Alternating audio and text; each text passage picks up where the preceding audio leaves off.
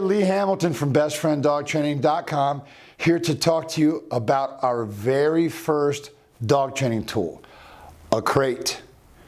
First and foremost, it is important to get the right crate for your dog. Dogs are den animals and they feel most comfortable in a den-like setting. This is a scientific principle. Therefore, an enclosed plastic crate is highly recommended. You want a crate big enough that the dog can lay down and turn around, stand up, those kind of things. You may also want to consider the dog's adult size when purchasing your crate. It's important to note that not every crate is as well made as others. Some are much easier to escape from. So the personality and the type of dog, would need to be taken into consideration when picking out a crate. For example, if you have a brand new lab puppy, then a typical medium or large plastic crate will be just fine. But if you have a larger, older, crazy, and anxious German Shepherd, then maybe you want to consider getting a more durable crate with additional security latches. Dogs are creatures of habit and they're pattern learners.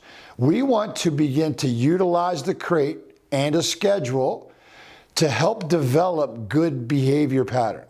They should sleep in their crate, and you want to begin your daily routine about the same time every day.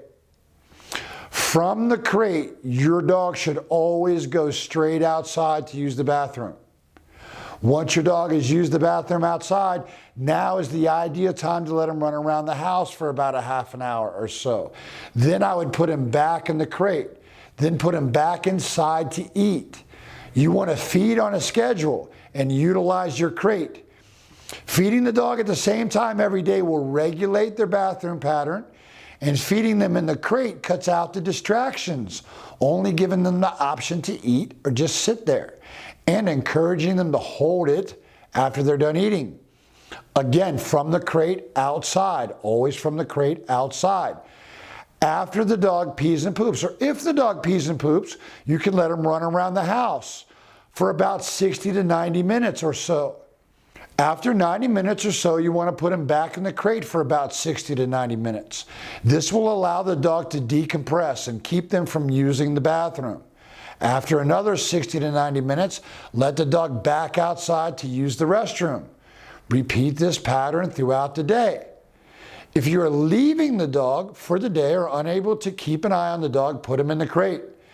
At first, the dog may spend more time in the crate than is desirable or that you would prefer, but that's okay.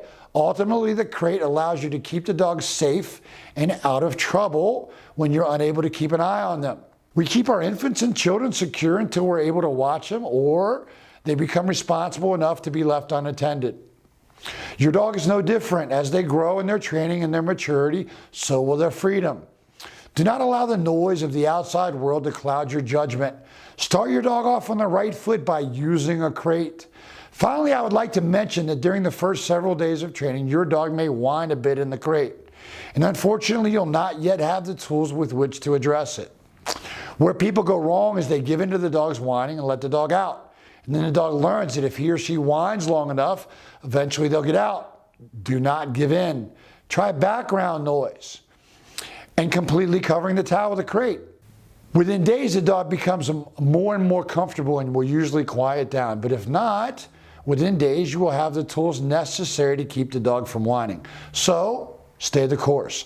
This is Lee Hamilton talking to you about how to properly utilize a crate and a schedule to develop good behavior patterns with your dog. Here at bestfrienddogtraining.com, we say, as always, until next time, stay obedient, my friends.